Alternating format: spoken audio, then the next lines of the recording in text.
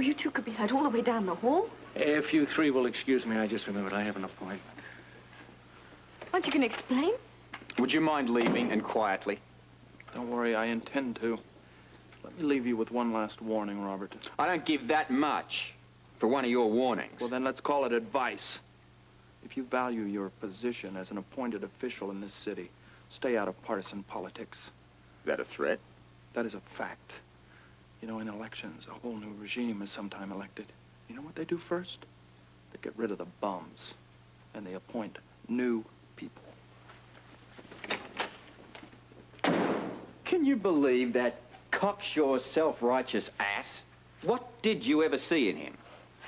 Actually, you knew him a long time before I did. You were dear friends. What did you see in him? I thought I saw a lot of things.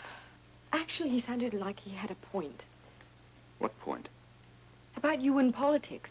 Maybe as police commissioner, you shouldn't be quite so outspoken. Aren't we getting a touch transparent here? I mean, look, if you want to support the guy, just say so. No, I support you, or if you like, my husband. You've lost me. I'm a little thick-headed today. I just don't want your position in this town to be tainted. You think I'm tainted? No, I didn't say that, but what I do say is that this thing with you and Luke is causing much more adverse publicity than it's worth. You may have a point. Yours isn't a political appointment. You were named police commissioner because of your merit, because of your outstanding record. That's all above politics. I'd just like for you to keep it that way. It won't get out of hand, Holly. I hope not. Because this vendetta with you and Luke, it could end up damaging all of us. I promise I won't let it get that far. Okay. Well, that's all the reassurance that I need. So, is my busy husband going to be able to have time to buy me a cup of coffee? I would love to. Oh. But, I'm behind already. At least a half an hour behind. Is that all you came by for? What? Coffee. Well, as a matter of fact, I was just at home and I was thinking, wouldn't it be nice to see my Robert, even if it's just for a minute or two? So here I am. I like that. Well, actually, I was in the area. You should have quit while you were ahead. Well, I saw you, so I'm ahead. Well, it doesn't matter if we can't get any coffee. What about a rain check? All right. Well, I have to do Celia a favor anyway. I'll see you later. You can count on it. You know, I always do.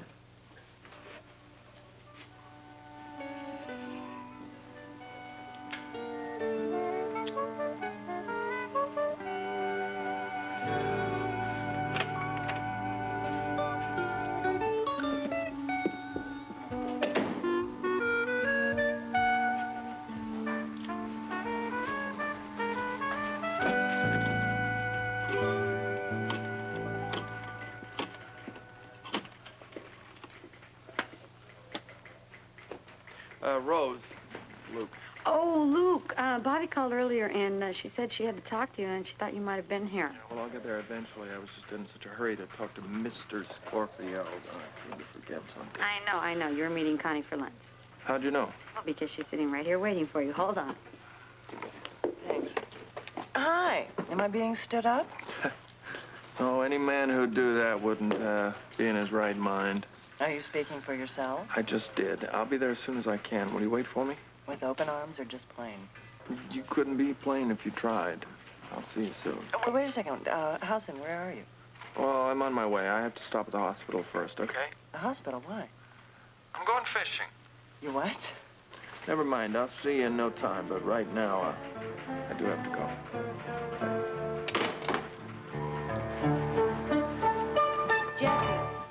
Is it my imagination, or do the shifts get longer every day? Well, they say time flies when you're busy. Well, my time has flown. I think I'm going over to Kelly's. I'm going to track down Luke. Now that he's running for mayor, it's impossible to get more than 5 minutes alone with him. Here.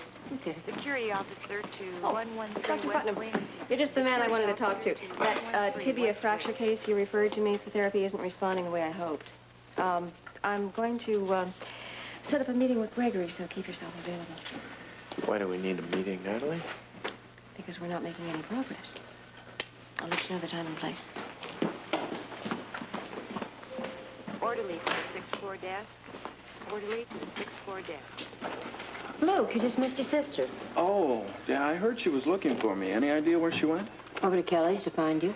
Well, then she will. That's where I'm headed. Actually, though, first I kind of wanted to talk to you.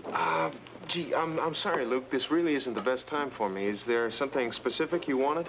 Oh, yeah. Have you got about 2 seconds, 2 minutes, something like that? I have got a patient waiting in my office. Yeah, well, that's all right. This won't take long over here. It has to do with my leg, you know. I'm having this sort of strange reaction recently. Oh, well, what sort of reaction?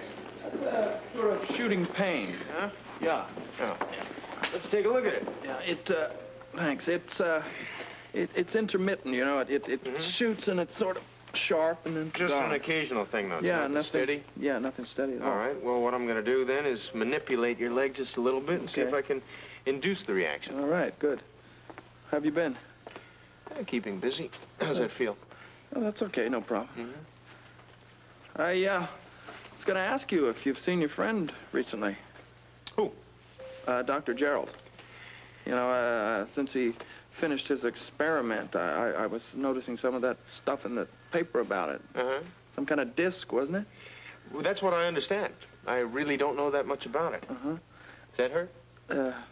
Just a little bit. Uh-huh. Right in this area here. Okay. Mm-hmm.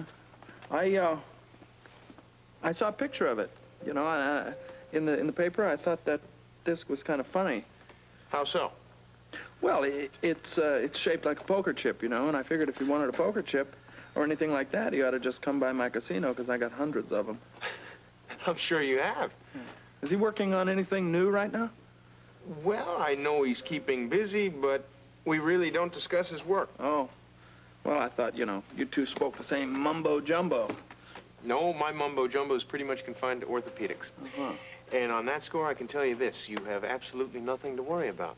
In the course of healing, you're going to experience a nerve spasm every now and then, but they'll pass. Well, that's good to hear. Mm-hmm. Well, Luke, I think you're doing very well. Now, I've got that patient waiting. Yeah, sure. And thank you for taking the time with me. Anytime. All right. See you later. Mm-hmm. Hi. What did he want? That's a very good question. Meaning? Meaning he said he was having some problems with his leg, but I'm sure it was just an excuse to pump me. Pump you about what? Jerrold. He was very clever about it, though. He gave me no idea how much he already knows. Maybe he was just making conversation, Grant. About Jerrold and the disc? I seriously doubt that, Natalie. I'm going to tell you something. Mr. Spencer is more of a threat to us than Celia ever was. This is the second time he's questioned me. I think we ought to be concentrating on him. And let me remind you that we have only one thing to concentrate. You have only one thing to concentrate on. And that is getting the microfilm from Jerrold. You know, you've told me that before. Yes, and I'm telling it to you again. And to speed up the process, Gregory's going to have a meeting in the park, so be there in an hour. The same area, the same bench area we've met in before. Just a second. Isn't that very risky, the three of us meeting in an open place like that? No, it's absolutely natural. It's a perfectly nice day, and you and I decided to have lunch in the park, and we ran into Gregory entirely by accident. In 1 hour. Understood? I'll be there.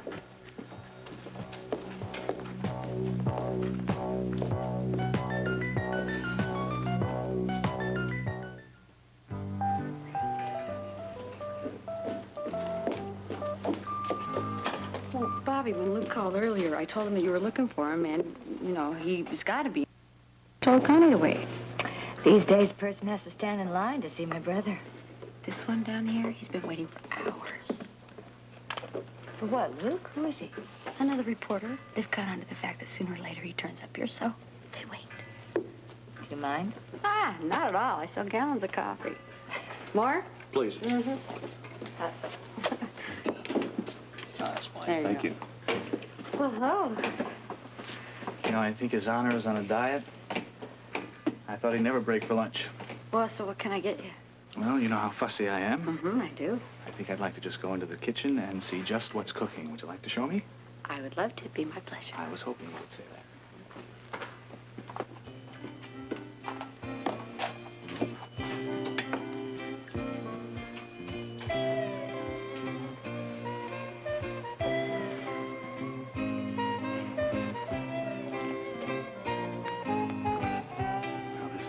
idea of lunch. Mine, too.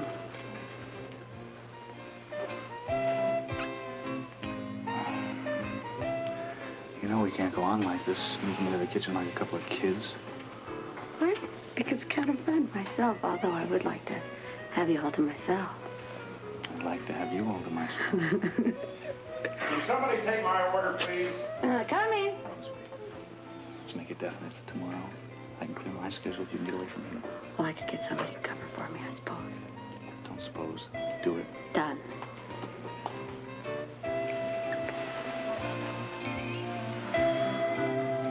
Oh, boy, my mind's not going to be on law this afternoon. Mine certainly won't be on hamburgers. Rose, tomorrow is going to be wonderful. It's going to be the best all day long.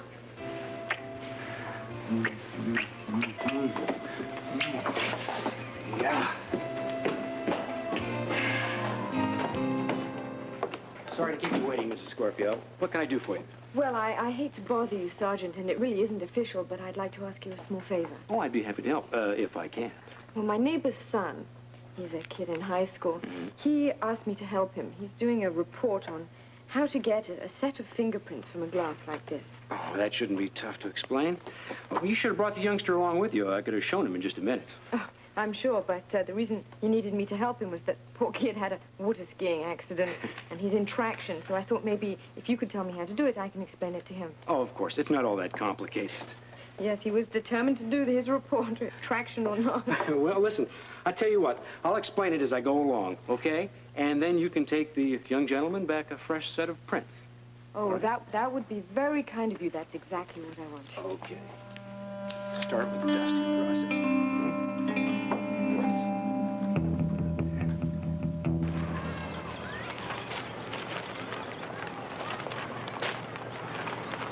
Excuse me, I'll give you a little more room there. Oh, that's okay. Thank you.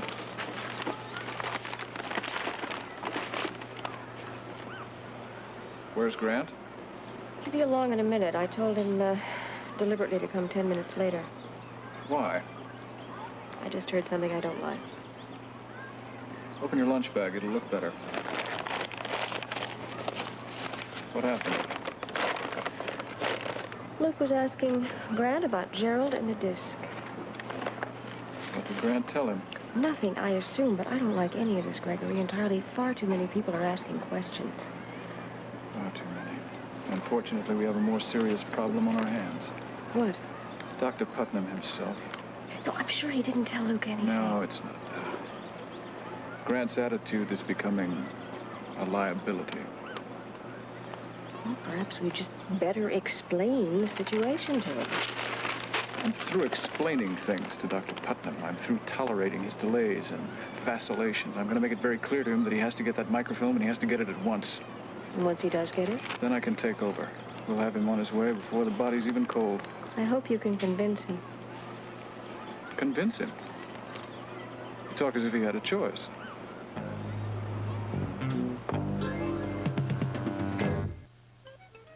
Well, if your brother ever condescends to show up, would you tell him I couldn't wait any longer? I'm sorry you missed him, Connie. Yeah, so am I. You know, he may be running for mayor, but he is running me ragged. Mostly just missing it. Not quite. Would it do any good to say I'm sorry? None whatsoever. Oh. Well, will I be forgiven? Let me think about it. I'll let you know at the casino. All right. Maybe I can sway your opinion at the casino later. Promises, promises. See you later. Okay. Excuse me, Mr. Spencer. Not now, all right? I want to talk to my sister. Well, just let me ask you one question then, okay? Tell me, why were you up at see Commissioner Scorpio earlier in his office? Well, you guys are really on the ball, aren't you? That's what the paper pays us for. We have a man down there covering the headquarters beat. Now, he saw you arrive, but you left so fast he couldn't question you. Uh-huh. That's your question, right? Well, I'd like to know if you went to see the commissioner because of a statement that he made on the Port Charles Today show. Right on the money. What'd you say to him? Well, I told him that it's way out of line for a public official to make partisan statements. And there's more. For the record? I'd be happy to make it for the record. I told him that he's dead wrong to try to make this a one-issue campaign, because it is not. Did you bring up other issues? I bring them up constantly. I want a lot more than just legitimate, controlled gambling for Port Charles. Such as?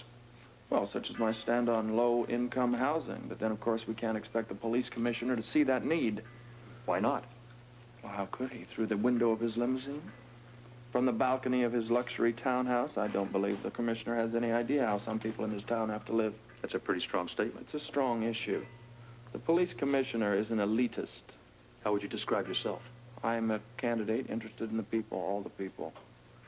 Even the people who can't afford a bus ride, much less a limousine service. May I quote you on that? You certainly may. Anytime you want, I'm available for comment. All right, thank you very much. You know, this interview was worth waiting for. Thank you. You're welcome. So, back to reality. So, some people say you wanted to see me, huh? What's going on? I'll get right to the point. Why are you putting yourself through this? Through what? Through the campaign, through the pressure, the ugliness, the fight with Robert Scorpio. Luke, is it worth it? I don't get it, Bobbie. You sound like you did the day I told you I was going to run for mayor. Don't you want me to? You don't need this kind of treatment. Well, what do you want me to do about it? I mean, you must know that I can handle it. I'm just worried about you. Well, honey, you don't have to be. Honest. Nothing's going to make you change your mind, is it? Not a thing. I'm in this one to the end.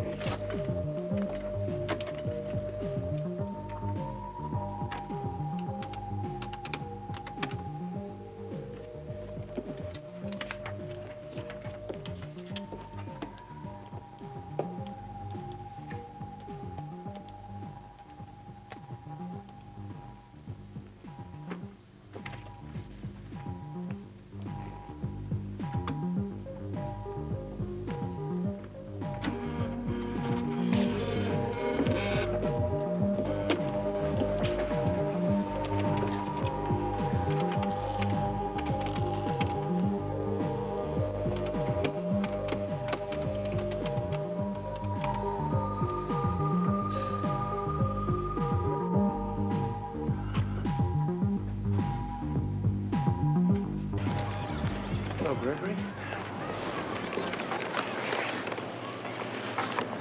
I want you to listen very carefully, Grant. I don't want to have to say this more than once. It's imperative that you move on Dr. Jerrold and you move on him immediately.